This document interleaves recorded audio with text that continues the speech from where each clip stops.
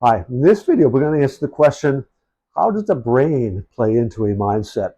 In this we're going to look at the science at a more detailed level. We're going to look at the brain and how the brain actually functions, the different parts of the brain that play into the creation of the mindset, the neurological connections, and by understanding how the brain plays into mindset, we can leverage that power to really help us become a master of our mindset, shift our mindset. And lastly, we'll look at a couple of stories about this power of your mindset over your well-being and your health.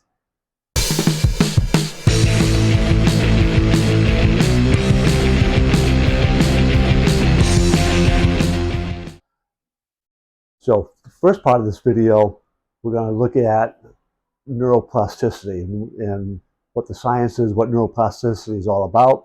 The next part, we'll be talking about the different brain regions. There's three primary brain regions that we'll talk about and the importance of forming your mindset. And then the next part, we'll talk about habits and the power of habits in shaping your mindset. The fourth section, we're going to look at some strategies for moving from fixed mindset to a growth mindset. So a couple terminologies that we'll discuss in that part. And lastly, I'm going to give two stories, real life stories. Positive, one personal and not so positive. All right, welcome back. And again, neuroplasticity, people, you hear that term and we don't always have a true understanding of it. But real simply, it is the neurological connections that your brain's making. And it's happening all the time. You are not, your intelligence and your skill set's not fixed, because every time you have an experience and do something, your brain's making a neurological connection. And when you do that same thing over and over, you are basically paving that road. You're essentially making that neurological connection that much stronger. So let's talk briefly now about a fixed mindset and a growth mindset. But the idea here, again, is with a fixed mindset, you believe that your intelligence, your skill set, you're born with that. That's the way I was born, that's what I got, and I can't change that. And that's limiting and not fully accurate, right? Because again, this idea of neuroplasticity, those skills can be developed. Your intelligence can be developed. The parts of your brain that are responsible for the shifting or shaping of this mindset, there's really three primary ones. The frontal cortex, and that's essentially the executive functioning kind of aspect of your brain. Your ability to make decisions, to plan, to organize, solve problems. That's that frontal cortex. So that's going to shape, particularly in the planning and decision making, that an aspect of your mindset that is controlled by the prefrontal cortex. The amygdala is another part, and we typically think of the amygdala as that part that's responsible for managing your emotion, but specifically fear. That's that part that freeze, flee, or fight aspect of fear. That's what the amygdala does. The third one is the hippocampus, and that is the emotional regulation center and memory center, particularly moving things from short-term to long-term memory. So again, we are a product of our memories, essentially, right? So the hippocampus has a huge role in the shaping of our mindset, as all these experiences that you've had, all your memories, are going to help form these beliefs that you have, these values that you have, and the attitude that's generated from that. Habits. So let's talk a little bit about habits. The neuroplasticity, this idea, right, that we're making neurological connections. The more we do something, the more those neurological connections get fixed. But that's habits. Now, on average, it takes 66 consecutive days to form a new habit. So the habit formation is a habits in thinking, right? It's thinking positively. Those positive thinking habits. That's something we want to consciously do until it becomes unconsciously competent. Again, on average, it takes 66 consecutive days to form these new habits.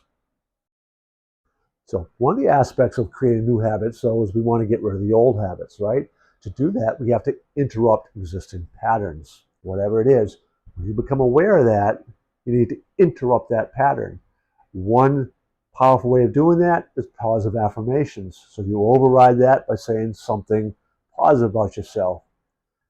You catch yourself saying a negative, boom, you say positive adage, and you do that several times. For every negative you hear, you need to have a positive 5 times. Journaling, right? When you find yourself in the evening thinking back on the day, you want to begin to think about things you're grateful for. You want to think about the lessons that you learned. These are also ways that, or habits, that are crucial for setting these neurological pathways for a strong, positive mindset.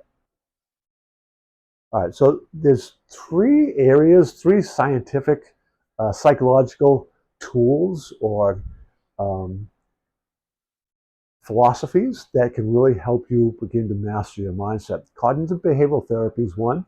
And essentially, at the level that we'd be talking about here, this is a huge advantage in like journaling. So you're really stressed out.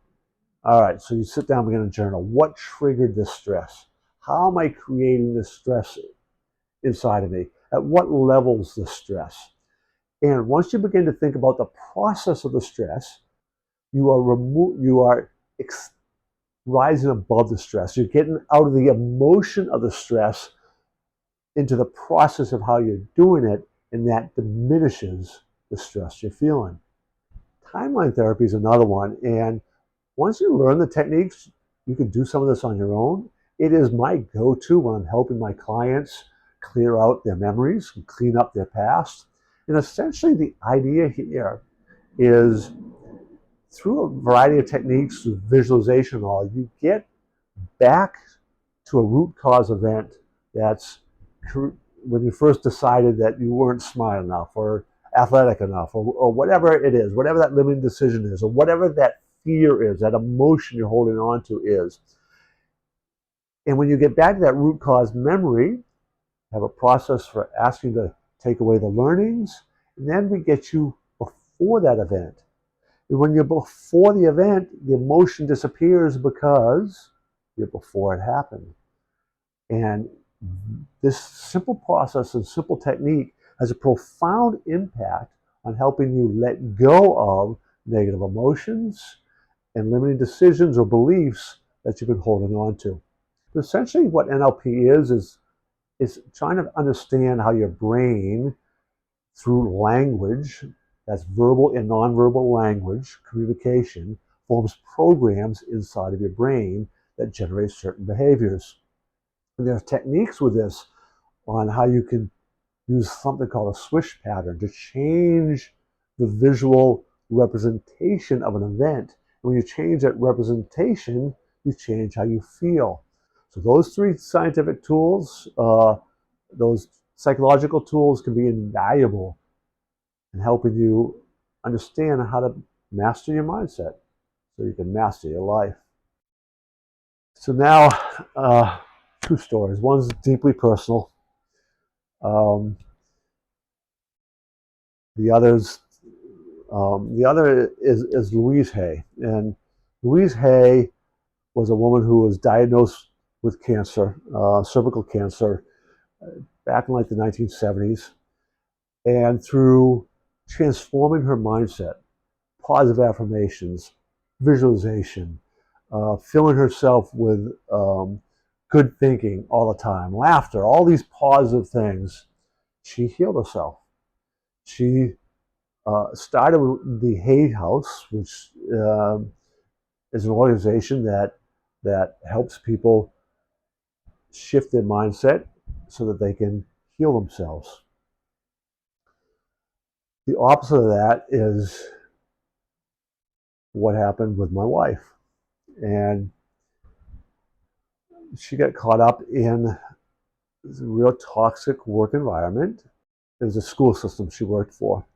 And not that she just worked for, this was her family. I mean, she had been part of the school system virtually her entire life. student all the way up to becoming a teacher. So when she saw what was going on, a whole lot of stress was being uh, created, and thought she was dealing with that. Right? She had, she had a peer group, and they would get together and the vent, and all these things that people think about that they do regularly.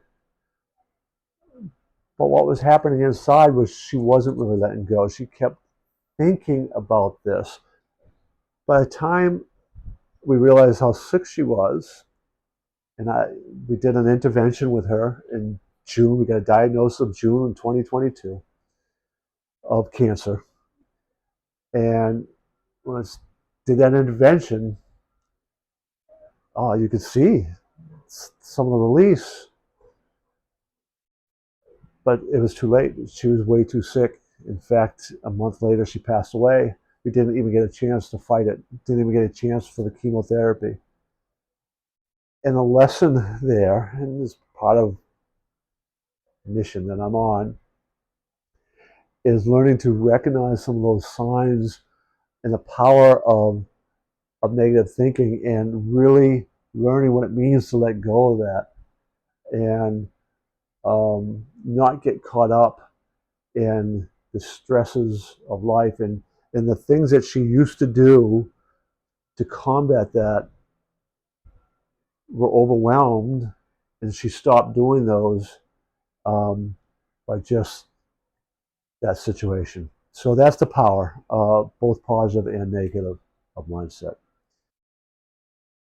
So I invite you to go check out one of our other videos. You might want to check out the video that answers the question, what is the difference between a fixed and a growth mindset?